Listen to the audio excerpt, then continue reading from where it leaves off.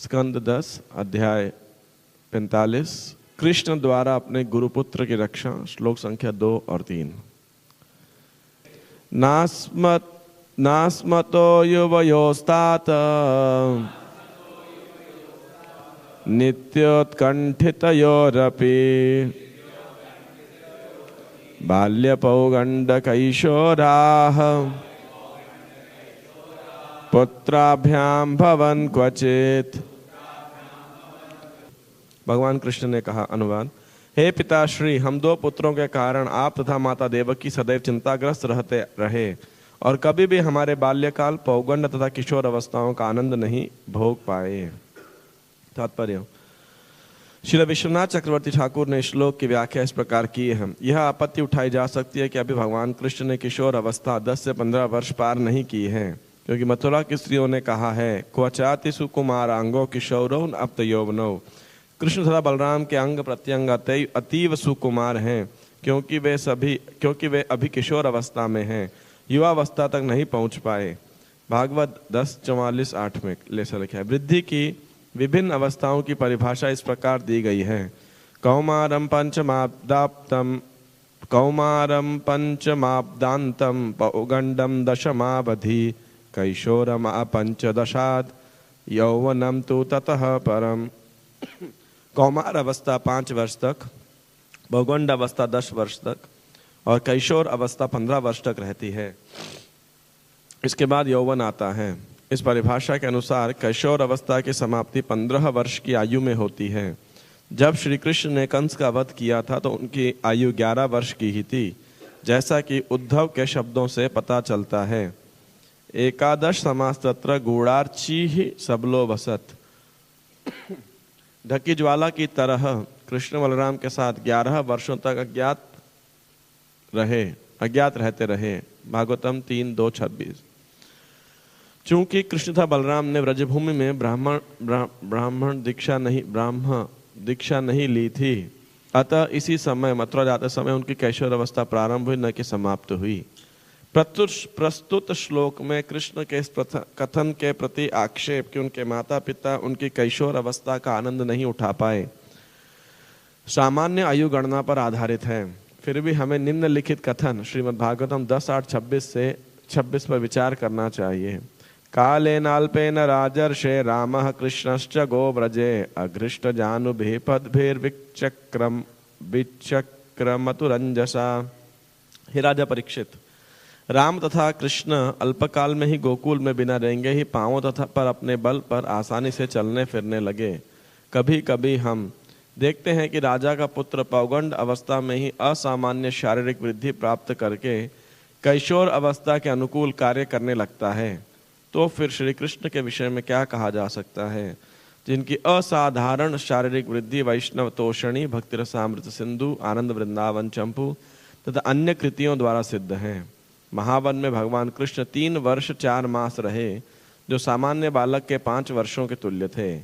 इस तरह उन्होंने अपनी कौमार अवस्था पूर्ण की।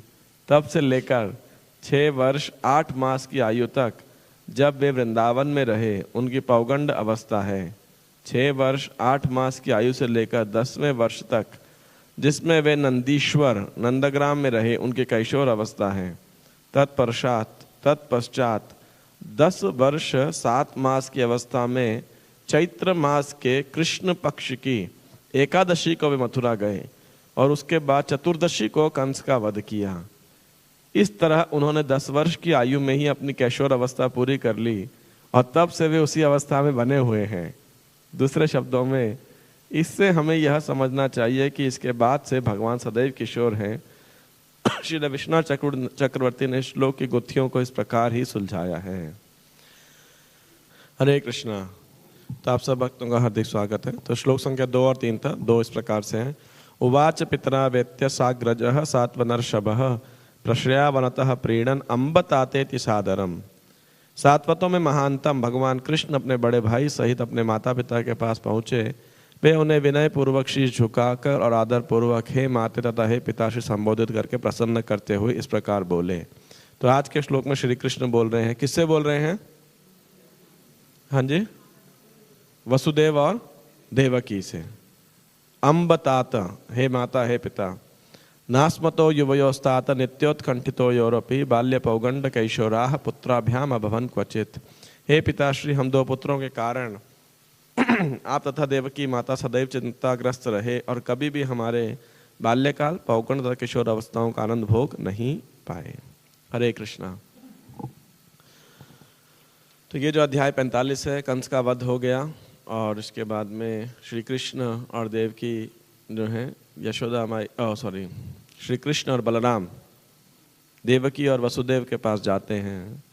तो कुछ टीकाकार ऐसा बताते हैं कि ये जो रंगमंच था जहाँ पर जो वो चल रहा था मल्ल युद्ध, कुश्ती लड़ रहे थे, तो वो समय पे देवकी और वसुदेव और उग्रसेन, इनको भी कंस ने जो एरिना था, मतलब बैठने का जो पेविलियन है, स्टेडियम है, जो भी था उधर, उनको भी वो लोग को भी बुलाया था। हालांकि उस समय वो हाथों पैरों में बेड़ियां बंधे थे उनके, लेकिन और उग्रसेन भी लाए थे अब मैच, मतलब कुश्ती का मैच देखने के लिए, और तो देवकी और वसुदेव को भी। नॉर्मली वो बंदी गृह में रहते थे, कारागार में थे, लेकिन ये समय पे उनको भी लेके आए थे देखने के लिए। तो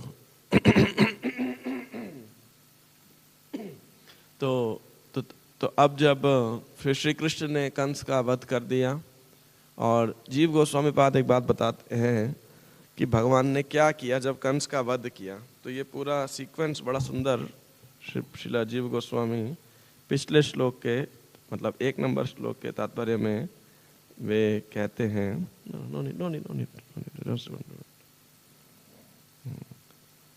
तो वे कहते हैं कि पूरा सीक्वेंस कैसा हुआ पिछले श्लोक के 38 नंबर श्लोक से अब तक। तो भगवान ने कंस को मार दिया और कंस के शरीर को उसका जो सिंहासन था वहाँ से घसीट करके नीचे लेकर के आए और कंस मर गया। फिर उसके बाद कंस के जो भाई थे, 8 भाई थे, तो उनको भी मार डाला। और ऐसा भागवत में लिखा है कि बलराम जी ने ही उनको मार दिया था गदा से। और उसके बाद उन्होंने देवकी और वसुदेव को छुड़ाया। कोई कोई ये भी कहता है कि वो जेल में थे तो भगवान जेल में जाके छुड़ा के लेके आए। कोई कोई कहते हैं कि नहीं, वो उधर रंगमंच में थे। छुड़ाने का अर्थ है कि केवल उनकी जो बेड़ियां हैं, हथकड़ी है इत्यादि, उसको खोला। और अब उनके माता पिता, ये देवकी और वसुदेव को बड़ी दुविधा हो गई वहां पर। तो दुविधा क्या हुई थी वो अभी हम बताते हैं। तो अब जो कंस का शरीर था एकदम भारी भरकम था। कई लोग ऐसे, एक टीका में ऐसे आता है, आई थिंक गर्ग संहिता में, तो शायद जहां तक मेरे को ध्यान है उसी के अंदर, कि कंस के अंदर 1 लाख हाथी का बल था, ऐसा कहते हैं। तो जितने भी ये सब असुर थे, चाणूर मुष्टिक भी, पुतना भी, कुवलया, पीड़, ये सब के सब कंस ने वास्तविकता में जीतते थे इनको, तभी तो उसके लिए सेवा करते थे।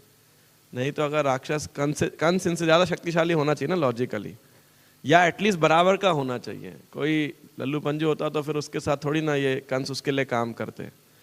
और तब पर भी जब देख रहे हैं कि जो भी जा रहा है वापिस नहीं आ रहा है, तब भी इनमें हिम्मत नहीं थी कंस से बगावत करने की, उस सेंस के अंदर, है ना। जितने भी असुर गए वृंदावन, नंदगांव, कंस कृष्ण को मारने के लिए। और ये कुवलया पीठ तो खुद जरासंध ने इनको दिया, क्योंकि वो युद्ध में उसको कंस का पराक्रम को देखकर अपनी दोनों बेटियों का विवाह भी किया।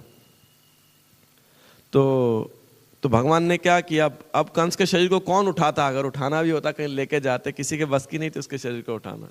तो भगवान ने खुद, ऐसा जीव गोस्वामी कह रहे हैं कि उसके शरीर को जो है घसीटा, और घसीट कर यमुना जी के किनारे उसको ले गए। तो जब उसको घसीटा ऐसे, तो एक पूरे गड्ढा बन गया, एक पूरा धारा मतलब क्या बोलेंगे उसे, एक स्ट्रीम बन गई, एक चैनल बन गया पूरा। और विष्णु पुराण में ऐसा बताया गया, जीव गोस्वामी कोट कर रहे हैं, गौरवे नाति महता परीक्षा तेन कृष्यता कृता कंसस्य देहे न वेगनेव महम भसः। तो कृष्ण जब कृष्ण भगवान ने इसको यमुना की ओर खींचा, तो एक बहुत बड़ा बहुत बड़ा एक गड्ढा बन गया या चैनल बन गया।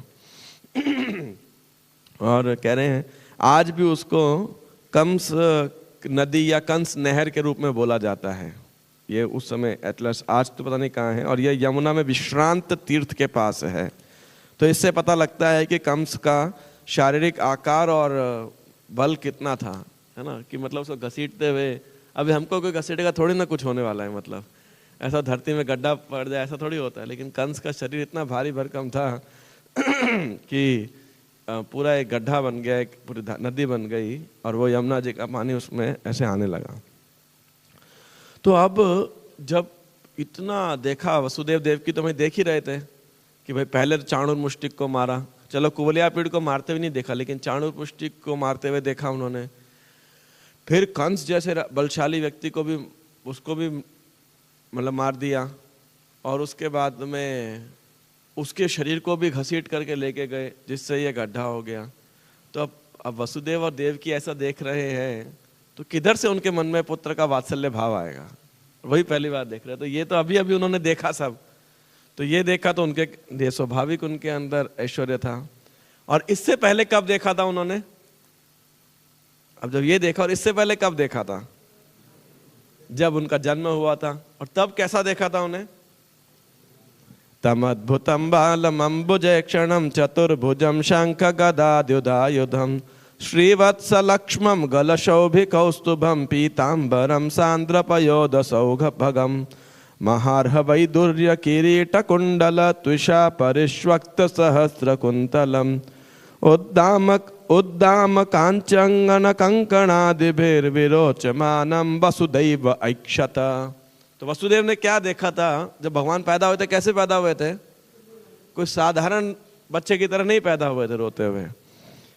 वसुदेव ने उस नवजात शिशु को देखा जिनकी आंखें अद्भुत कमल जैसी थी, और जो अपने चारों हाथों में शंख चक्र गदा तथा पद्म चार आयुध धारण किए थे। तो जब भी जन्माष्टमी का लेक्चर देना होता है तो मैं हमेशा यही पूछता हूँ भक्तों से कि मान लो किसी के घर में एक बच्चा पैदा हो जिसके 4 हाथ हों, तो कैसा लगेगा, है ना? माता तो डर जाएंगे, भाई ये कौन एकदम भयावह पैदा हो गया, है ना। एक बार तो भयंकर डॉक्टर को बोलेंगे, भाई ये क्या है, कौन सा प्राणी है। लेकिन वसुदेव जी ने देखा वो श्री कृष्ण चतुर्भुज रूप में थे और शंख चक्र गदा पद्म धारण किए थे। श्रीवत्स लक्ष्मम, उनके वत्स शरल पर श्रीवत्स का चिन्ह था। गलशौभि कौस्तुभम, गले में चमकीला कौस्तुभ मणि था। वह पीतांबर धारण किए थे। उनका शरीर श्याम घने बादल की तरह, उनके बिखरे बाल बड़े बड़े, मतलब बच्चे के थोड़ी ना कोई बाल होते, लेकिन श्री कृष्ण के बाल बड़े बड़े, तथा उनका मुकुट और कुंडल असाधारण तौर पर चमकते वैदुर्य मणि के थे। वे करधनी, बाजूबंद, कंगन तथा अन्य आभूषणों से अलंकृत होने के कारण अत्यंत अद्भुत लग रहे थे। सविस्मयोत्फुल्ल विलोचनो हरिम सुतम विलोक्यानकदुन्दुभिस्तदा कृष्णावतारोत्सव संभ्रमो स्पृशन् मुदा द्विजेभ्यो युतमाप्लुतो गवाम। जब वसुदेव ने अपने विलक्षण पुत्र को देखा तो उनकी आंखें आश्चर्य से विस्फारित रह गई। उन्होंने परमहर्ष में मन ही मन 10,000 गायें एकत्र की और उन्होंने ब्राह्मणों में वितरित कर दिया, मानो कोई दिव्य उत्सव हो। अथैनमस्तौदवधार्य पूरुषं परम नतांग कृतधीह कृतांजलिः स्वरोचिषा भारत सूतिकाग्रहं विरोचयन्तं गतभिः प्रभाववित्। तो वसुदेव, सुखदेव गोस्वामी कह रहे हैं, हे भरतवंशी महाराज परीक्षित, वसुदेव यह जान गए कि यह बालक पूर्ण पुरुषोत्तम भगवान नारायण हैं। इस निष्कर्ष पर पहुंचते ही वे निर्भय हो गए, हाथ जोड़े, मस्तक नवाए तथा एकाग्रचित्त होकर वे उस बालक की स्तुति करने लगे जो अपने सहज प्रभाव के द्वारा अपने जन्म स्थान को जगमग कर रहा था। तो वसुदेव जी को तो पैदा होते ही समझ आ गया कौन है ये व्यक्ति, ये बच्चा कौन है, ये नारायण है, ये नारायण है चतुर्भुज रूप के अंदर। और वसुदेव जी पूर्ण रूप से जो है उस समय कारागार में, अब तक जो पहले 6 बच्चों को मारा था तो कंस से बड़े भयभीत थे, लेकिन अब उनका भय पूरी तरह समाप्त हो गया। जय श्री कृष्ण बलराम की जय, राधा राधिका रमन की जय, गौनिताय की जय, श्री जगन्नाथ बलदेव सुभद्रा माई की जय, श्रील प्रभुपाद की जय। तो वे बिल्कुल निडर हो गए। तो अब जानते ही हैं। और अब हालांकि वे पिता हैं और ये पुत्र हैं, फिर भी क्या कर रहे हैं? प्रार्थना कर रहे हैं। श्री वसुदेव उवाच विदितोऽसि भवान् साक्षात् पुरुषः प्रकृतिः परः केवलानुभवानंद स्वरूपः सर्वबुद्धिधृक् स एव स्वप्रकृत्येदं सृष्ट्वाग्रे त्रिगुणात्मकं तदनु त्वं हि प्रविष्ट इव भाव्यसे।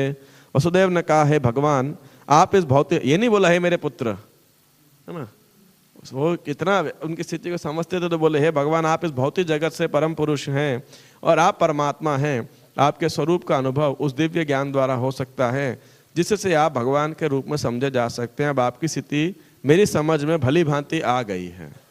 तो वसुदेव में पूर्ण ऐश्वर्य का ज्ञान जो है, हे भगवान, आप वही पुरुष हैं जिसने प्रारंभ में अपनी बहिरंगा शक्ति से इस भौतिक जगत की सृष्टि की। तीनों गुणों सतो रजो तथा तमस वाले इस जगत की सृष्टि के बाद ऐसा लगता है कि आपने उसके भीतर प्रवेश किया है, यद्यपि यथार्थ तो यह है कि आपने प्रवेश नहीं किया। और इस प्रकार वसुदेव जो हैं पूरे ऐश्वर्य में, पूरे भगवान के ऐश्वर्य ज्ञान से पूरित होकर के वे प्रार्थना करते हैं। और इसके बाद वसुदेव देवकी भी प्रार्थना करती है ना, और वो भी पूरा ऐसा फिलोसॉफिकल प्रार्थना है ये। और प्रभुपाद जी ने 2-2 पेज के तात्पर्य दिए हैं, है ना।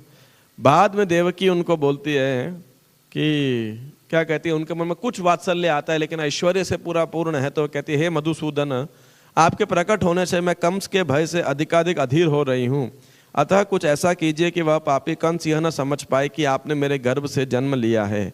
हे प्रभु, आप सर्वव्यापी भगवान हैं, पुत्र है लेकिन बोल रहे हैं, और आपका यह चतुर्भुज रूप जिसमें आप शंख चक्र गदा पद्म धारण के जगत के लिए अप्राकृत है, कृपया इस रूप को समेट लीजिए और सामान्य मानवीय बालक बन जाइए, जिससे मैं आपको कहीं छिपाने का प्रयास कर सकूं। तो वात्सल्य जागता है उनके अंदर कि जिस प्रकार माता पिता अपने संतान की रक्षा करने के लिए सदैव तत्पर रहते हैं, उत्सुक रहते हैं, लालायित रहते हैं, उसी प्रकार देवकी भी सोच रही है कि अपने पुत्र की कैसे रक्षा करूं, हालांकि वे भगवान है, क्योंकि वात्सल्य जागा है। तो इस प्रकार तो वसुदेव जी की प्रथम मीटिंग यहाँ पर थी, और सेकंड मीटिंग जो है तब इतना पराक्रम उन्होंने कृष्ण और बलराम का देखा। तो जब कृष्ण बलराम के सामने गए तो वसुदेव और देवकी को समझ नहीं आया करना क्या है। अब उनके पुत्र हैं तो प्रणाम नहीं कर सकते, पर भगवान है तो प्रणाम करना चाहिए। तो देवकी वसुदेव इधर कंफ्यूजन के अंदर कि क्या करें। और ऐश्वर्य पुत्र है तो या तो वो उनका प्रणाम करें, आशीर्वाद दें, गले आलिंगन करें। अब भगवान है, ऐश्वर्य ज्ञान है, तो ना आलिंगन कर पा रहे हैं ना आशीर्वाद दे पा रहे हैं। तो बिल्कुल वो कन्फ्यूजन स्टेट के अंदर है एकदम, मतलब दिव्य कन्फ्यूजन के, दिव्य भौतिक कि क्या करें तो करें क्या कि भाई भगवान है तो प्रणाम करें, पुत्र है तो आलिंगन करें, क्या करें। तो श्री कृष्ण इस बात को भली भांति समझ गए। और इससे जस्ट पहले भी उन्होंने क्या किया था कि कंस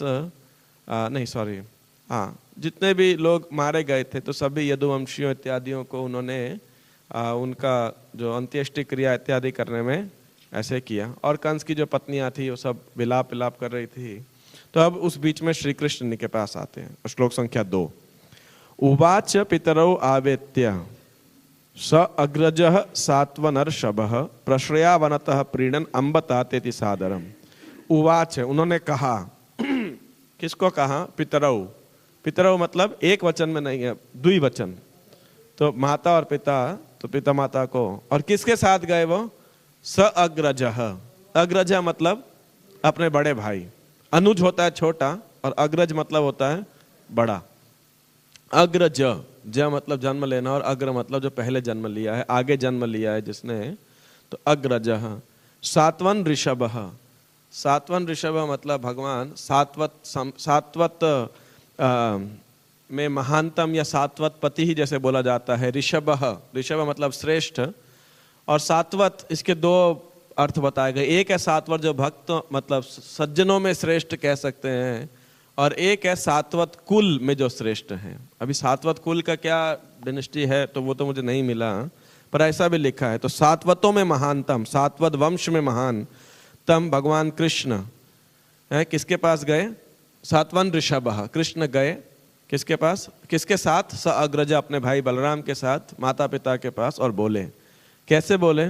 प्रश्रय, अवनतः प्रीणन, बड़े उनको प्रसन्न करने की भावना से, उनके वात्सल्य को जगाने की भावना से बहुत ही मधुर वाणी के अंदर और मधुर वचनों के साथ, मतलब मधुर वचन फिर मधुर वाणी और बहुत ही सुंदर उनकी जो भाव भंगिमाती शरीर की, जिसके द्वारा पूर्ण रूप से माता पिता का जो वात्सल्य है, जो मातृ प्रेम है, पितृ प्रेम है, वो जागृत हो सके। तो भगवान गए प्रश्रय, बड़े विनीत भाव से। अवनतः, अवनतः मतलब उनको प्रणाम करके, झुक करके। प्रीणन, प्रसन्न करते हुए। क्या बोले? अम्ब, अम्ब मतलब हे माता, है ना। और हे तात, तात इति, तात मतलब पिता। तो पहले माता बोले। माता क्यों बोले? पिता माता भी बोल सकते थे, हे पिताश्री, हे माताश्री, लेकिन पहले वो माता बोले। क्यों? स्वाभाविक कोई बच्चा होता है, खासकर अपने बचपन के अंदर, छोटे अवस्था में वह माता से बहुत क्लोज होता है, पिता से भी ज्यादा। स्वाभाविक है, क्योंकि प्रथम जननी क्या है ऐसा एक श्लोक, एक संस्कृत वचन है जिसमें बोलते हैं कि जन्म के बाद जननी ही उसकी प्रथम गुरु है। ऐसा संस्कृत में एक श्लोक, मतलब फ्रेज रहता है, क्योंकि वो देखता है कि बचपन से ही उसकी माता उसको दुग्ध पान करा रही है, उसका देख रेख कर रही है, तो वो पहचान जाता है कि ये निश्चित रूप से मेरी कोई हितैषी है। हालांकि बच्चा तो अभी छोटा है, अबोध है, लेकिन वो समझ जाता है, इसलिए वो बचपन में माता के क्लोज होता है, इसलिए बोल रहे हैं हे अम्ब। धीरे धीरे वो पिताजी के क्लोज होने लगता है, होता है।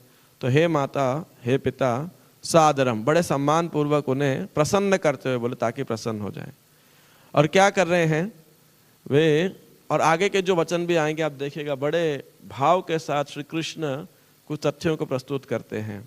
न अस्मत युवयोस्तात, हमारे कारण, है ना, युवयोः, आप दोनों के लिए, मतलब हम दो और आप दो, तो हम दोनों के कारण जो है आप दोनों को क्या हुआ? नित्य उत्कंठितयोरपि, उत्कंठित मतलब आपको हमेशा चिंता प्राप्त हुई, तो आप हमेशा हम दोनों की वजह से चिंतित रहे, है ना।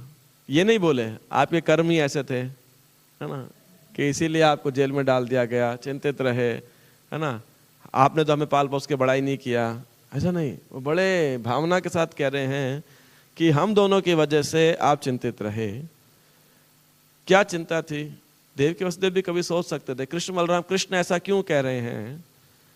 क्योंकि वे जानते हैं वसुदेव और देवकी का तो कोई दोष है नहीं। उनका एकमात्र दोष क्या है? कि वे श्री कृष्ण के माता पिता हैं, बस। उनका एकमात्र दोष ये है कि आप श्री कृष्ण के माता पिता का भूमिका निभा रहे हैं, आप उनके शाश्वत माता पिता हैं। तो कहने का अर्थ है, यदि श्री कृष्ण के माता पिता बनने की इच्छा है तो ऐसा कष्ट सहन करने की भी तैयारी जरूर कर लीजिए, है ना। कभी कभी लोग सोचते नहीं हमारे लड्डू गोपाल हैं घर में, कुछ लोग कहते हैं ये लीला करते हैं, है ना, चलते फिरते हैं, फ्रिज से मक्खन चुरा लेते हैं, ऐसा कुछ लोग भावुक होते हैं जो कभी कभी ऐसा बोलते हैं। तो उनको बोलिए, गोपाल मक्खन चुराने से पहले अपने माँ बाप को जेल में बंद करा दिए थे, है ना, और 6 पुत्रों को समाप्त हो गए थे उनके सामने, है ना। तो कहने का अर्थ कुल मिला के ये है कि भगवान के माता पिता बनना कोई आसान कार्य नहीं है, बहुत तपस्या। और जिस प्रकार समुद्र मंथन में अमृत की तलाश में थे, लेकिन पहले क्या निकला था? विष, जहर, एकदम हलाहल विष जो है, कालकूट, वो निकला था। तो उसी प्रकार जब हम भगवान की सेवा करना चाह रहे, भगवान की भक्ति करना चाहते हैं, तो निश्चित रूप से कई प्रकार के कष्ट हमारे पास में आ सकते हैं, परीक्षाएं आ सकती हैं। साधारण भक्त के लिए इतनी ज़्यादा परीक्षाएं नहीं आती कि वो फेल हो जाए, उतनी परीक्षा आती है कि आप पास हो सकें, है ना, आध्यात्मिक परीक्षाएं। तो भगवान वैसा ही टेस्ट पेपर उसको देते हैं। ऐसा कभी नहीं होता कि फर्स्ट क्लास के बच्चे को 12वीं का पेपर दे दिया जिसमें कैलकुलस आ रहा है, इंटीग्रेशन, डिफरेंशिएशन पूछा जा रहा है, तो उसके स्तर के हिसाब से ही उसे परीक्षा दी जाती है। तो यानी हाँ, तो देवकी और वसुदेव का एकमात्र दोष यही था कि उन्होंने श्री कृष्ण और बलराम को जन्म दिया। बलराम तो गर्भ से ही अदृश्य हो गए, है ना, तो वैसे ही उनको दुख था। और कृष्ण के पैदा होते क्या हो गया? पैदा ही नहीं, अभी तो पैदा, शादी के समय ही भविष्यवाणी ऐसी हो गई और उनको जेल में डाल दिया, 6 पुत्रों का वध सामने देखना पड़ा। तो एकमात्र दोष सिर्फ ये था। तो कह रहे, इसीलिए श्री कृष्ण कह रहे हैं कि हम दोनों की वजह से, क्योंकि हमें आपके पुत्र रूप में आना था। नित्य उत्कंठितो यपि और अपि, बाल्यापैक, और क्या कह रहे हैं, और हालांकि आपने हमें जन्म अवश्य दिया, लेकिन माता पिता के लिए देखिए स्वाभाविक जो बच्चों का बचपन है वो बड़ा आनंद प्रदान करने वाला है ना। जब बच्चे कुछ बोलना शुरू करते हैं, तुतलाना शुरू करते हैं, करवट लेना शुरू करते हैं, चलने का प्रयास करते हैं, शरारत करते हैं, और अलग अलग जब करते हैं तो माता पिता के लिए स्वाभाविक बहुत आनंद आता है, बहुत प्रेम आता है उससे। बड़े होने के बाद ऐसा चीज़ थोड़ी ना होता है ना। तो बचपन यानी 10-1 साल की उम्र तक लगभग जब बच्चे बड़े होते हैं, भागने दौड़ने लगते हैं, उसके बाद तो फिर वो बदमाश हो जाते हैं, है ना। अब बड़े हो जाते हैं तो उनको लगता है कि अब खासकर टीनेज में आने के बाद तो उन्हें लगता है कि माता पिता क्यों हमें रोक करके रखे हुए हैं, है ना। इसलिए चाणक्य पंडित भी क्या कहते हैं कि 5 वर्ष तक, पहले 5 वर्ष क्या करना चाहिए, लालयेत, लालन पालन करना चाहिए, और उसके बाद 5 से लेके, मतलब 6 से 5 से लेकर के 15 वर्ष तक, 10 साल तक क्या करना चाहिए बच्चे को, ताड़येत, मतलब डिसिप्लिन करना चाहिए, उसको शिक्षा प्रदान करनी चाहिए, क्या सही है क्या गलत है, क्या बोलना चाहिए क्या करना चाहिए क्या नहीं करना चाहिए, शिक्षा देनी चाहिए, उसको नजर रखनी चाहिए। और 16 के बाद क्या करना चाहिए, षोडशे तु प्राप्ते वर्षे मित्रवत आचरेत, है ना, कि 16 वर्ष के बाद संतान से कैसे व्यवहार करना चाहिए, मित्र के समान। क्यों, अभी उसका कद बड़ा हो गया है, उसके शरीर में शक्ति भी है, और उसको लगता है कि मैं बड़ा हो गया हूं। अब आप उसको अनुशासित करेंगे तो क्या होगा, अब वो आपके पलट के बोलेगा, है ना, अब वो जवाब देगा। तो इसीलिए जितनी शिक्षा आप दे सकते थे 15 वर्ष की उम्र तक आप सिखा सकते थे, उसके बाद में सीखना बड़ा मुश्किल हो जाता है, दूसरों को सुनना बड़ा मुश्किल हो जाता है, सबमिशन जो है बहुत मुश्किल हो जाता है। और इसीलिए खासकर जो ब्राह्मण और क्षत्रिय खानदान के लड़के हुआ करते थे, और वैश्य भी कुछ हद तक, तो उनको गुरुकुल भेजा जाता था। क्यों, गुरु के आश्रम में, और बचपन में उस गुरु के बच्चे को प्रभुपाद जी 7वें स्कंद के लेक्चर में, 7वें स्कंद में जब ये आता है ब्रह्मचर्य गुरुकुले वसंतांत, और ये के श्लोक आते हैं, तो प्रभुपाद जी कह रहे हैं कि बचपन में ही, अभी 5 वर्ष का 6 वर्ष का छोटा बच्चा है, उसको क्या शिक्षा दी जाती है।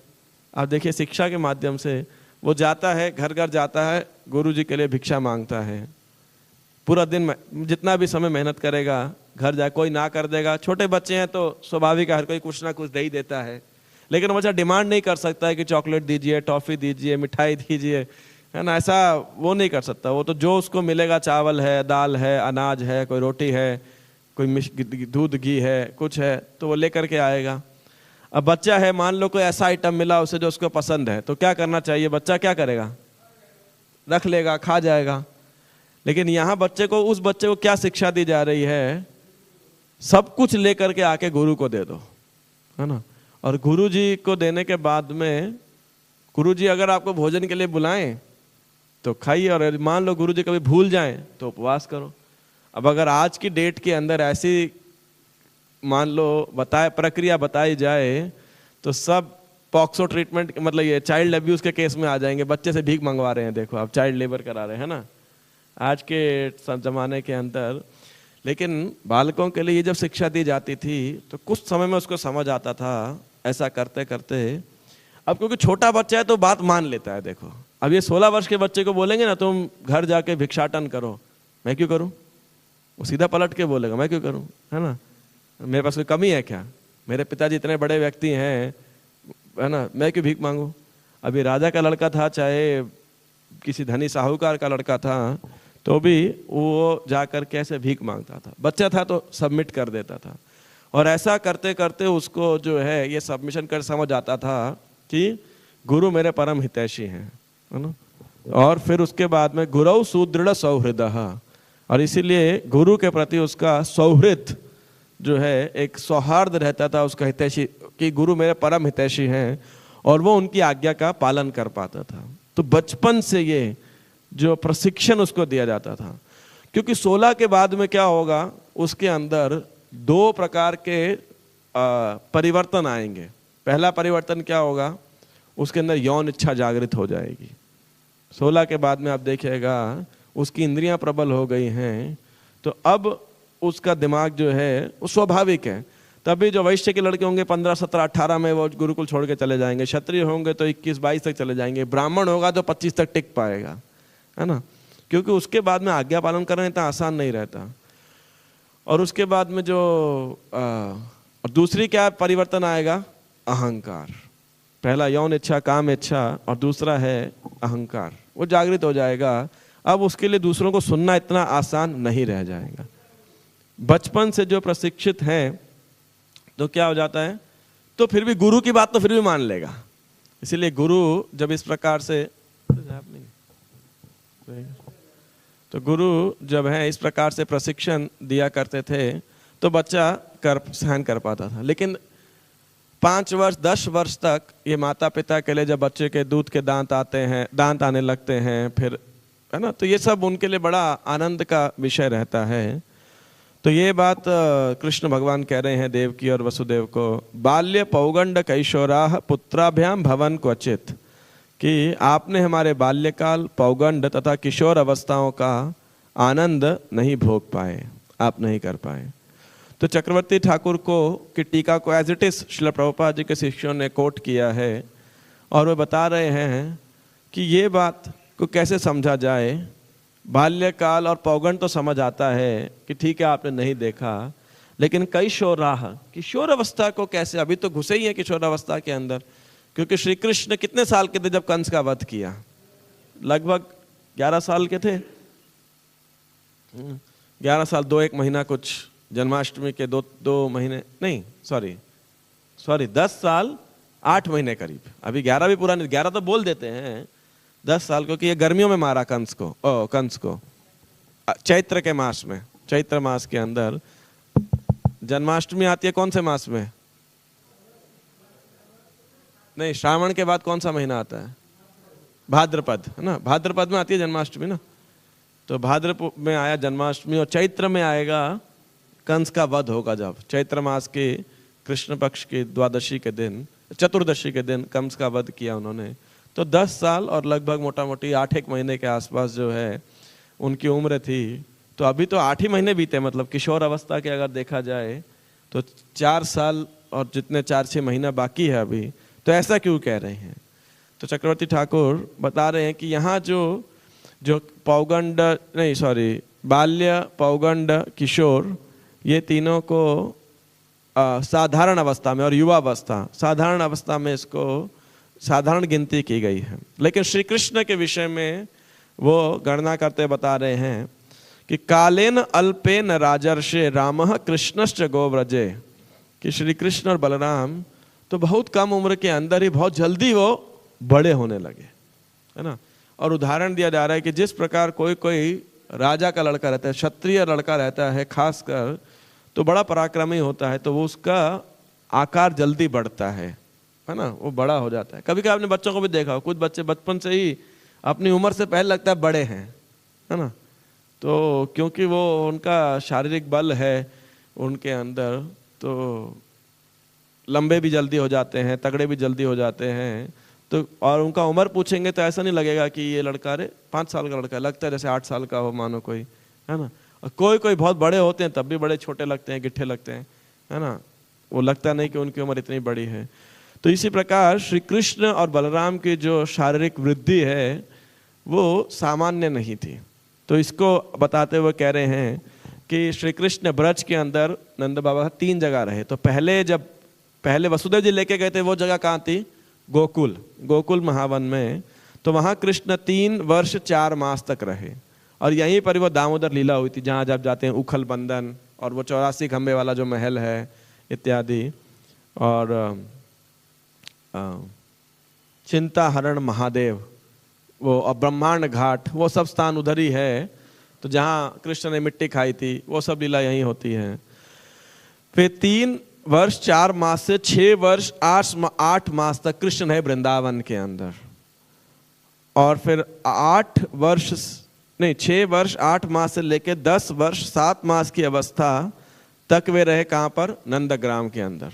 तो नंदगांव में आप नंद बाबा घर जाते हैं, इसलिए कभी कभी लोगों को डाउट आता है, अरे कृष्ण का घर इधर किधर है? इधर भी महल बोलते हैं, उधर भी महल बोलते हैं, और वृंदावन में भी उनका घर बोलते हैं, तो है किधर? तो 3 स्थान उन्होंने ऐसा बदला था ब्रज के दौरान में। तो 10 वर्ष 7 वर्ष की अवस्था में श्री कृष्ण मथुरा आए थे, और कृष्ण पक्ष की एकादशी को मथुरा पहुंचे, और चतुर्दशी को 3 दिन बाद जो है कंस का हरि बोल कर दिया उन्होंने, कंस का जो है वध कर दिया। तो इस प्रकार से बता रहे, तो वो चक्रवर्ती ठाकुर कह रहे हैं कि जब पहले 3 साल 4 वर्ष थे उसी में कृष्ण इतने बड़े हो गए जैसे 5 साल के थे। तो पौगंड अवस्था उनकी समाप्त हो गई, और एक्चुअल पौगंड अवस्था वैसे भी किशोर अवस्था पौगंड, हाँ बाल्यकाल होता है 5 वर्ष तक, तो बाल्य समाप्त हो गया 3 वर्ष 4 महीने के अंदर।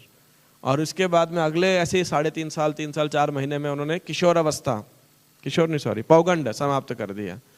और 5 वर्ष की उम्र में अघासुर को मारा था, तो 1 साल बाद पता लगा था, क्योंकि वो चोरी की लीला हुई थी, ब्रह्मा जी ने चोरी की बछड़ों गायों की।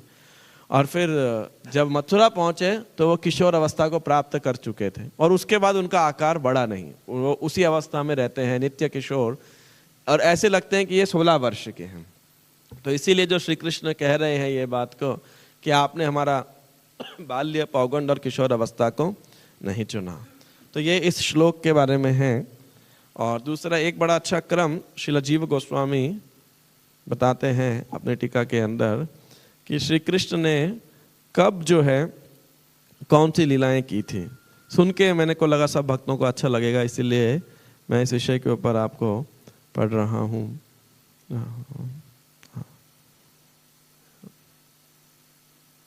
जीव गोस्वामी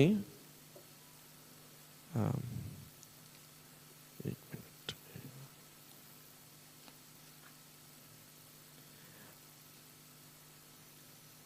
हाँ भगवान जो हैं, हालांकि पहले उधर माता पिता श्री बोल रहे हैं, लेकिन पुत्राभ्याम भवन क्वचित,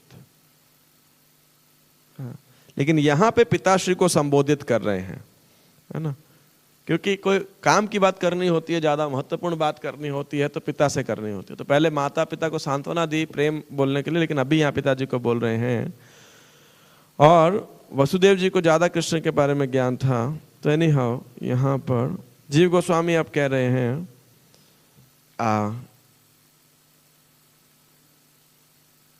कि उनके कृष्ण की आयु का क्रम बता रहे हैं।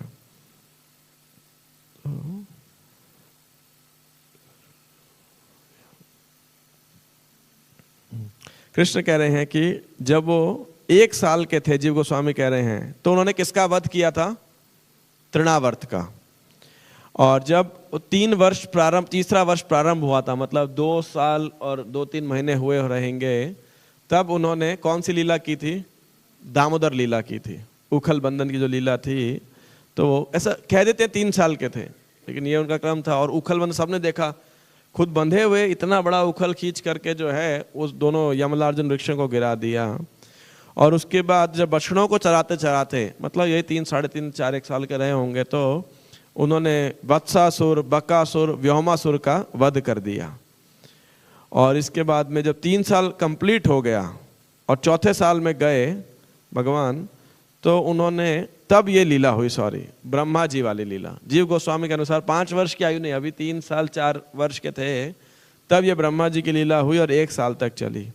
हालांकि श्रीमद् भागवत में कहा गया है, ब्रह्मन कालांतर कृतम तत्कालीनाम कथम भवेत यत् कौमारे हरिकृतम जगुः पौगंड कैर्भकाः। तो ब्रह्मा, ये परीक्षित महाराज प्रश्न पूछते हैं कि 1 साल पहले हुआ था ये तो, और ये अभी अब बता रहे जैसे आज हुआ है, 1 साल बाद बता रहे जैसे आज ही हुआ है। तो इसीलिए पौगंड को थोड़ा अपीयर होने में लेट हो गया था, है ना। तो जब श्री कृष्ण 5 साल के हुए तो उनका पौगंड प्रारंभ हुआ उस प्रकार से। अब 5 साल की उम्र में, 5 साल लगभग 2-2.5 महीने 3 महीने, गोपाष्टमी के दिन भगवान क्या बने? फिर गाय चराने लगे, गोपाल। पहले वत्स पालन, बछड़ों को पालन करने जाते थे। 5वें वर्ष की गर्मी के अंदर, 5 वर्ष और 6-7 महीने होंगे, तब उन्होंने किसका सबड्यू किया? कालिया को। जब 6ठे वर्ष के में थे तो उन्होंने गाय चराना शुरू किया, गोपाष्टमी। फिर 7वें वर्ष के प्रारंभ में वे कैशोर अवस्था में प्रारंभ कर गए, तब उन्होंने धेनुकासुर का वध किया। और तभी, हालांकि 7 वर्ष का बच्चा है तो, लेकिन अभी उनके अंदर पहली बारी गोपियों के प्रति प्रेम जागृत होने लगा। पीत्वा मुकुंद मुखसार ग्रहाम अक्षिभृंग स्थापम जहुर्विरहजम व्रजयोषितोनि तत्सत्कृतिम समधिगम्य विवेश गोष्ठम सव्रीडहास विनयम यदपांग मोक्षम। तो ये श्लोक 10, 15, 45 के अंदर कि श्री कृष्ण पूर्व राग का वर्णन किया गया है कि श्री कृष्ण किस प्रकार अपने कटाक्षों से गोपियों की ओर देखते थे और गोपियां भी अपनी कटाक्षों से, तिरछी निगाहों से भगवान को देखा करती थी। और इसके बाद में कालिया का और धेनुका तो अच्छा ये बाद में बताई गई लीलाएं, लेकिन हुई पहले थी ये दोनों, कालिया का और धेनुकासुर का जो वध था। फिर 7वें वर्ष की गर्मी में प्रलंबासुर का भी वध किया गया। और फिर कार्तिक के महीने में उन्होंने जो है गोवर्धन उठाया, जबकि वे 7 वर्ष और 2-1 महीने के रहेंगे, लगभग 2-2.5 महीने के रहेंगे। और इसी समय उन्होंने बांसुरी बजाई थी आश्विन के महीने में या जो शरद पूर्णिमा के दिन पे। तो जब लोग कहते हैं कि 7 वर्ष के थे, मतलब हालांकि 7 वर्ष 2-2.5 महीने के थे। 8वें वर्ष के प्रारंभ में मतलब यही साल पे फिर वो उनको गोविंद नाम दिया गया सुरभि गायों और इनके द्वारा। और कार्तिक के महीने में जो गोवर्धन पूजा का पूरा त्योहार रहता है, और द्वादशी के दिन वरुण देव ने उन्हें अपने राज्य में गए वो, और पूर्णमासी के दिन ब्रह्म हृदय वहां पे सबने स्नान किया। और इसी सर्दी के अंदर, यानी अभी जो कात्यायनी व्रत चल रहा है, तो जब कृष्ण 7 वर्ष और 4 महीने 6 महीने के 4 महीने 5 महीने के रहेंगे, तो उन्होंने जो है गोपियों का वस्त्र हरण किया। और फिर आगे बढ़ के जब गर्मी आएगी तो 8वें साल में तब उन्होंने ब्राह्मण द्विज पत्नियों को अपनी कृपा दी। और फिर जब 9 साल और लगभग 2-2.5 महीने के रहेंगे, 8 साल 2-2.5 महीने के रहेंगे, तब उन्होंने रास रचाया, यानी 9वें साल के अंदर, क्योंकि शरद मास के अंदर। इसके बाद उन्होंने अंबिका वन गए शिवरात्रि के दिन, शिवरात्रि के दौरान अंबिका वन गए। और फागुन के मंथ में उन्होंने महीने के अंदर शंखचूड़ का वध किया। 10वें साल के अंदर उन्होंने अपनी और लीलाएं की। चैत्र मास के पूर्णमासी को अष्टमी ये अरिष्टासुर का वध किया। तो यहाँ पे ये जो मेंशन आता है जीव गोस्वामी, और ये कैसी पुराण से कोट कर रहे हैं, चैत्र मास की पूर्णमासी को उन्होंने अरिष्टासुर का वध किया। तो इससे जो राधा कुंड और श्याम कुंड का जो प्राकट्य दिवस है, इसीलिए हालांकि हम बहुलाष्टमी को मनाते हैं, लेकिन जीव गोस्वामी के अनुसार वो चैत्र मास की पूर्णमासी के दिन हुआ था। तो बहुलाष्टमी के दिन चैतन्य महाप्रभु ने उसको खोजा रहेगा, इसीलिए कोई कार्तिक मास में चैतन्य महाप्रभु थे, इसीलिए उसको राधा कुंड प्राकट्य दिवस के रूप में बोला जाता है। या मेरे हिसाब से वो रीप्राकट्य होना चाहिए, रीअपियर, है ना। तो क्योंकि उससे पहले तो लोगों को नहीं पता था। और फिर 12th लूनर डे, और फागुन के ही महीने में उन्होंने फिर केशी का वध किया द्वादशी के दिन पे। द्वादशी, हाँ, गौण फाल्गुन, पता नहीं। और इसके बाद में और ये करने के बाद में केशी आई थिंक आखिरी डीमन था जिसका वध किया। और फिर श्री कृष्ण को अक्रूर जी मथुरा लेकर के आए। और उस समय 12 वर्ष के नहीं थे कृष्ण, मतलब 10 वर्ष और ये 7-8 महीने के थे। और तब उन्होंने चैत्र मास की चतुर्दशी को कंस का वध किया। और 9 वर्ष की उम्र में कृष्ण का जो है कैशोर में कृष्ण समापन मतलब प्रवेश कर गए थे, जिस अवस्था के अंदर श्री कृष्ण सदैव रहते हैं। अद्वैतम अच्युतम अनादिम अनंत रूपम आद्यम पुराण पुरुषम नवयौवनम च वेदेश दुर्लभम अदुर्लभम आत्मभक्तो गोविंदम आदि पुरुषम तमहम भजामि, है ना। तो नवयौवनम च, श्री कृष्ण नवयुवक रहते हैं। और ये जो नवयुवक है अवस्था उन्होंने कब प्राप्त की थी? 9, 9.5, पौने 10 वर्ष की उम्र के अंदर ही वो अपने शाश्वत कैशोर अवस्था के अंदर आ गए थे। और इसीलिए श्री देवकी माता और वसुदेव जी को वे जो आज के श्लोक के वचन है वे कह रहे हैं, बाल्य पौगंड कैशोराह पुत्राभ्याम भवन क्वचित, कि आप हमारी वैसे चिंतित रहे और हमारे बाल्यकाल पौगंड तथा किशोर अवस्थाओं को का आनंद भोग नहीं पाए। बस एक आखिरी चीज, इसके आगे अभी श्री कृष्ण काफी देर तक उन्हें बोलेंगे और फिर जो है उनका मातृत्व जाग जाएगा। और फिर देवकी और वसुदेव जी उनको अपने गोद में बैठाते हैं, उनका आलिंगन करते हैं और अश्रुओं की धारा बहती है, लेकिन वे कुछ स्नेह के कारण कुछ बोल नहीं पाते हैं। तो ये सब आने वाले श्लोकों के अंदर बताया जाएगा। और फिर वो किसके पास जाते हैं? उग्रसेन के पास, अपने नाना बोला गया है। हालांकि देवकी किसकी पुत्री थी? देवक, देवक की पुत्री थी। तो देवक की ही जन्म पुत्री थी या उग्रसेन की पुत्री थी? बाद में उनको दिया था ऐसा देवक को? नहीं, कंस की बहन हुई ना, कंस की बहन थी। तो एनी हाउ, तो फिर वो उग्रसेन के पास जाते हैं और उग्रसेन को भी साथ मतलब बंदी, एक तरीके से बंदी छुड़ाते हैं और राप सिंहासन पर, यदुवंश के राग सिंहासन पर उन्हें बैठाते हैं, उनको प्रार्थना करते हैं। और फिर अपने बाकी सब जितने भी रिश्तेदार थे, यदु, वृष्णि, अंधक, मधु, दाशार्ह, कुकुर इत्यादि जितने भी अन्य जाति के लोग थे, ये सब को बुला करके लेके आते हैं, है ना। और जो है भगवान इस प्रकार सबको इकट्ठा करते हैं, सबका आनंद करते हैं। और उसके बाद में भगवान बोलेंगे नंद बाबा को कि और यशोदा माई को, अब आप लौट जाइए वृंदावन वापस, और हम कहाँ रहेंगे? अभी हम मथुरा में ही रहेंगे, है ना। तो हम सब बहुत दुखी हैं आपके वियोग के कारण, लेकिन फिर भी आप वापस वृंदावन या नंदग्राम ब्रज में वापस लौट जाइए और हम अभी मथुरा के अंदर रहेंगे। तो यशोदा माई और नंद बाबा के प्रसंग से भी हम देख सकते हैं कि श्री कृष्ण के माता पिता बनना एक साधारण दृष्टिकोण से देखा जाए, चाहे देवकी वसुदेव हो, चाहे नंद बाबा यशोदा माई हो, सरल नहीं है, है ना। हालांकि हम सब भक्तों की यही महत्वाकांक्षा रहती है, गौड़ीय वैष्णवों की, कि गोलोक वृंदावन के अंदर श्री कृष्ण की अंतरंग सेवा कर सकें, उनके पिता माता के, उनके सखाओं, उनके सखियों के रूप में। यही गौड़ीय वैष्णव विशेषकर माधुर्य भाव के अंदर राधा कृष्ण की सेवा करते हैं। तो उसके लिए हमें फिर उसी प्रकार से साधना करना होगा, है ना। तिष्ठन व्रजे तदनुगामी जनानुरागी कालम नयेत अखिलम इति उपदेश सारम। और देवकी और वसुदेव की क्या चिंता थी? कृष्ण की रक्षा की चिंता थी। यशोदा माई और वसुदेव की क्या चिंता, यशोदा माई और नंद बाबा की चिंता क्या रहती थी? कृष्ण की रक्षा की चिंता रहती थी।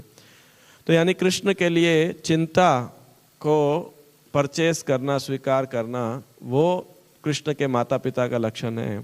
उसी प्रकार श्री कृष्ण के आंदोलन को प्रचार प्रसार करने के लिए, उसको मेंटेन करने की जो चिंता है, उसको श्रील प्रभुपाद और प्रभुपाद जी के कई शिष्य इस यशोदा माई के भाव को बताते हैं। कृष्ण के माता पिता का भाव यही है जो श्री कृष्ण के लिए चिंता को ग्रहण करें। हालांकि श्री कृष्ण सबके माता पिता हैं, अहम बीज प्रदा पिता, उनकी किसको चिंता होगी, लेकिन जो विलफुली परचेस करता है एंजाइटी कृष्ण के लिए, ये गौड़ीय वैष्णवों का महानतम भाव है। श्री ग्रंथराज श्रीमद् भागवतम की जय। और खासकर मैराथन के महीने में तो क्या चिंता, ज़्यादा से ज़्यादा पुस्तकें कैसे वितरित की जाए, है ना। टारगेट पूरा होगा कि नहीं होगा, और बीबीटी को सारा पैसा दे पाएंगे कि नहीं दे पाएंगे, है ना। अगर भक्त किताबें नहीं बांटेंगे तो आप कैसे कर्जा चुकाओगे, है ना। तो इस प्रकार से ये चिंता सब भक्तों को होनी चाहिए, और ज़्यादा से ज़्यादा लोगों तक पहुंचाने के लिए मैं सब भक्तों को ये रिक्वेस्ट कर रहा हूँ, ये साल में सबसे पहले देखो आप अपने फ़ोन के अंदर कोई कांटेक्ट छूट ना पाए। जिस व्हाट्सएप ग्रुप में थे, आपने एग्जिट कर दिया था, म्यूट कर दिया था, सबके अंदर घुस जाओ, और जितने भी लोग हैं एक एक नंबर निकालो, उनको मैसेज करो, कॉल करो, है ना, और उनसे उनको गीता बांटो। हरे कृष्णा। ग्रंथराज श्रीमद् भागवतम की जय। श्रील प्रभुपाद की जय। गौर प्रेमानंदे हरि हरि बोल। मेरे हिसाब से आज के प्रसंग में जिज्ञासा तो कोई होनी नहीं चाहिए खास। किसी का है फिर भी कोई प्रश्न या जिज्ञासा?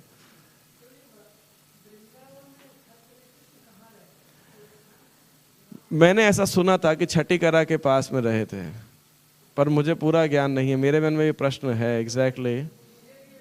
हाँ, हाईगिरी भक्तों को आपको मालूम है, ब्रजमंडल परिक्रमा में जाते हो? आइडिया आज इन टाइप लोगों को मालूम रहेगा। मैं कई बार चर्चा किया तो वैसा सुना है मैंने, दीन बंधु प्रभु कई बार, तो छठी करा के पास में वो स्थान था जहाँ रहते थे, पर पूरा मालूम नहीं है। बाकी इधर नंद भवन है और इधर 84 खंबे वाला, वो दोनों समझ में आता है, लेकिन वृंदावन में कहाँ रहे ये मुझे भी जानकारी नहीं। मेरा भी प्रश्न है, किसी को उत्तर पता हो तो बता दीजिएगा।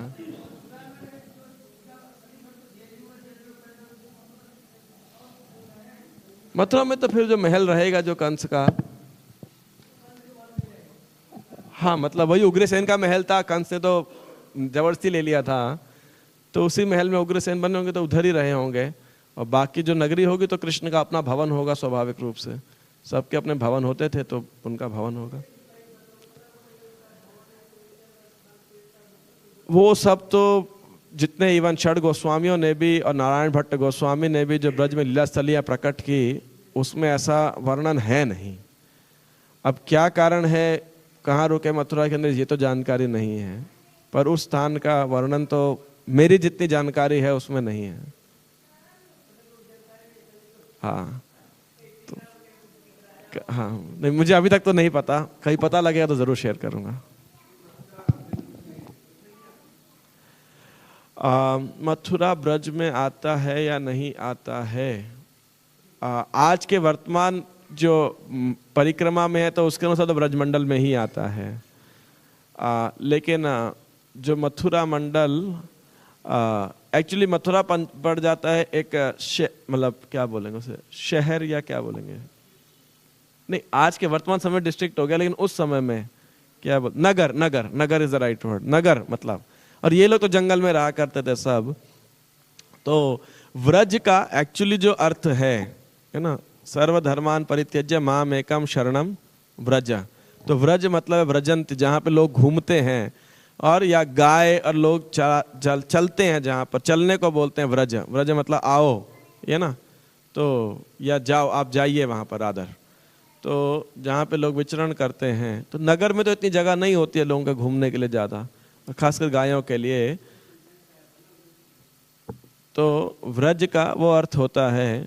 तो इसीलिए जो ब्रजमंडल जब बोला जाता है, विशेषकर ब्रज के भाषाओं में टीकाकारों के अनुसार, तो मथुरा मंडल अलग बोला जाता है, उसके अंदर ब्रजमंडल अलग बोला जाता है। हालांकि वो है, हम जो ब्रज बोलते हैं आज, वो ब्रजमंडल में ही मथुरा भी आता है। लेकिन वैसे देखेंगे तो ब्रज मंडल उसको बोला जाता था जहाँ पर ये 12 वन थे, गाय चराया करते थे, और मथुरा मंडल वो है जहाँ पे बेसिकली एडमिनिस्ट्रेशन हुआ करता था। तो इस प्रकार से, तो इसीलिए वो कह रहे हैं कि आप वापस ब्रज में चले जाइए, विशेषकर वृंदावन में चले जाइए, यू नो। लेकिन टिपिकली देखा जाए तो आए तो नंदगांव से थे, वो वृंदावन से नहीं आए, आया भी नंदगांव से हैं। तो इस प्रकार से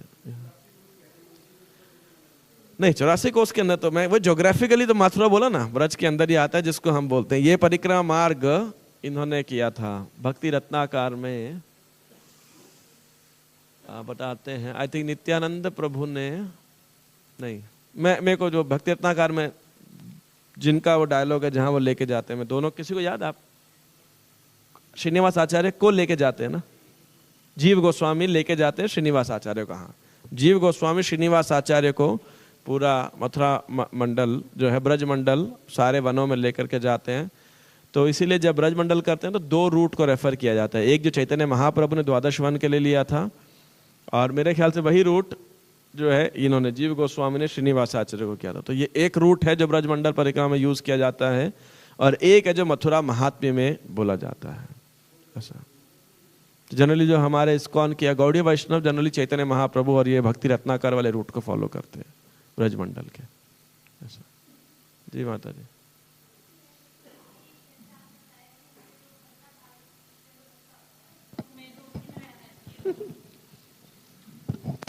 जैसे आपने बताया कि जो 15 साल से ऊपर बच्चा होता है उसको हमें एक दोस्त की तरह रहना चाहिए, और मुझे लगता है दोस्ती के लिए होना चाहिए उसके हमारे विचार मिलते हो, या जिस जनरेशन का वो उसका फैशन सेंस वगैरह हमसे मिलता हो, या उसको हर चीज़ में हम हाँ कहते हो। जहाँ आप ना कहोगे वहाँ दोस्ती ख़त्म है। तो पर जी एक पेरेंट्स के नाते वो कैसे इस दोस्ती को निभाए, मतलब हमारी क्या भूमिका है कि ये दोस्ती अच्छी चले। उसमें तो जो चेंज है लेकिन हम क्या करें इसके लिए कि हम इस दोस्ती को निभा पाए। अगर आपके बच्चे 15 साल से ऊपर हो गए ना, मान लो 15 से ऊपर, तो आपका कार्य अब समाप्त हो गया है।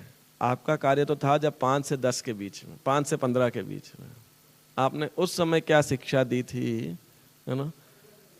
तो वो शिक्षा जो आपने दी 5 से 15 के बीच में, क्या सही है, क्या गलत है, क्या करना चाहिए, क्यों है, इसके पीछे बुरा ना मानिएगा। नॉर्मली माता पिता क्या कहते हैं, ये मत करो, ये मत करो, या कुछ भी उस समय टोका टाकी नहीं करते हैं, पर समझाएगा कोई ना माता पिता प्रेम से, तो बच्चे को समझ आता है क्यों सही नहीं है, क्यों गलत नहीं है।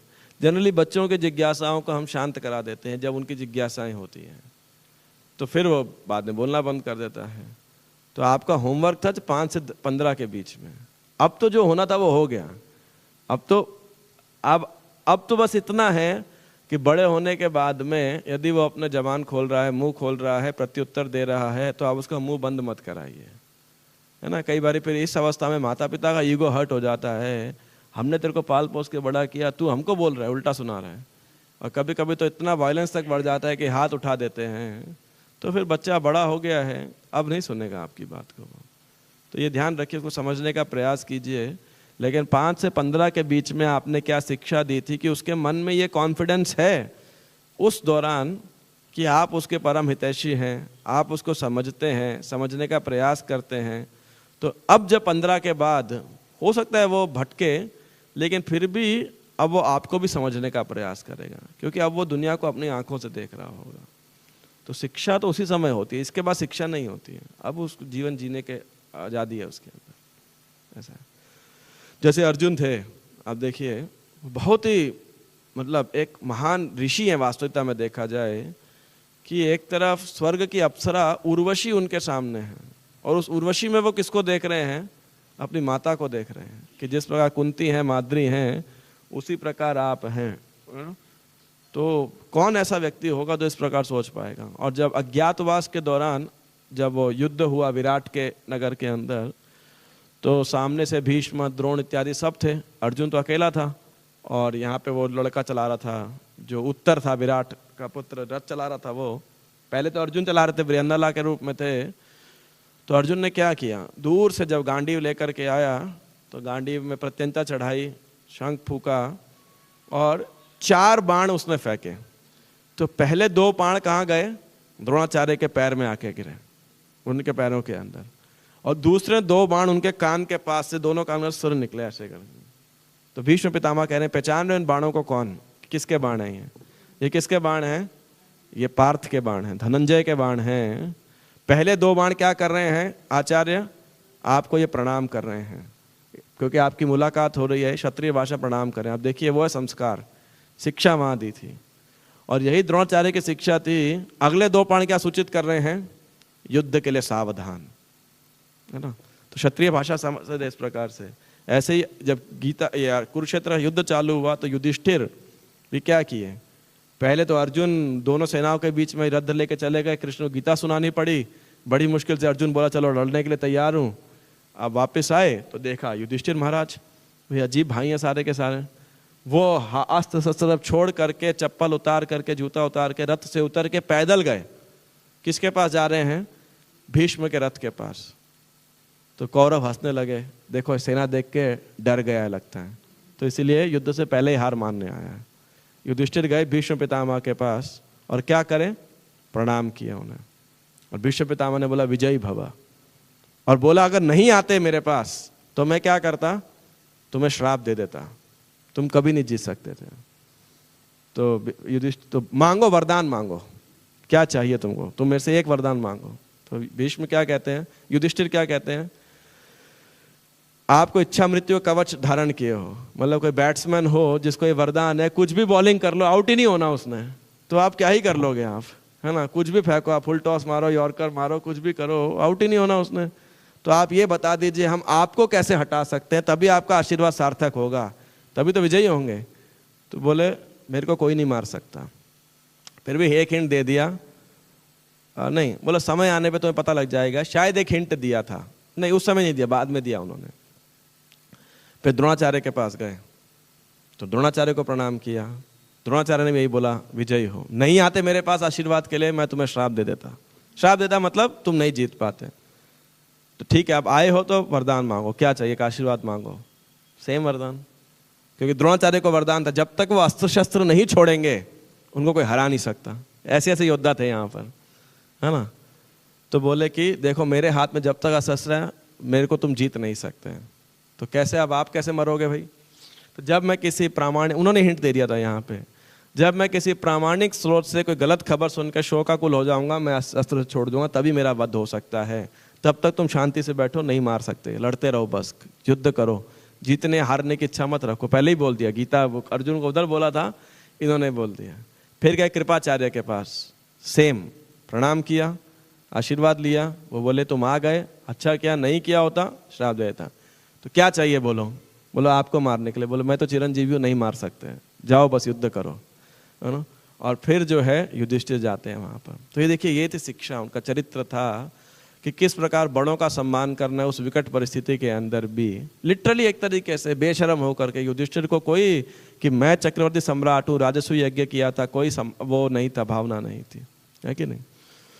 तो ये शिक्षा जो दी जाती है ना 5 से 15 के वर्ष के अंदर दी जाती है। इसीलिए बच्चों को घर में प्रेम भी देना चाहिए और 5 से 15 के बीच में उन्हें सेवा में लगाना चाहिए, कार्य में लगाना चाहिए।